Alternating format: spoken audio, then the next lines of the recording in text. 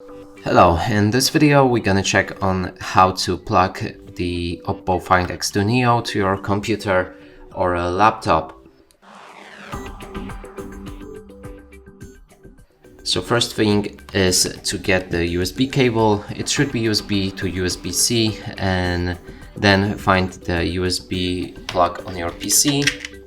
In my case it's on the right here. That's a laptop, not PC, but the thing.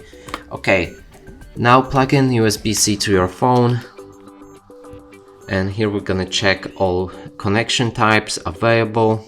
So instantly your phone should start charging, and if you unlock it, you'll be able to pick if you want to charge it only, transfer files with Android Auto, or transfer photos. Let's go with transfer files, and that way we should see our phone on our laptop. So we can click on it, open view files, and here's all of the storage on this phone. And that's it for this video. Hope you like it. Please consider subscribing to our channel, leave a like and a comment below.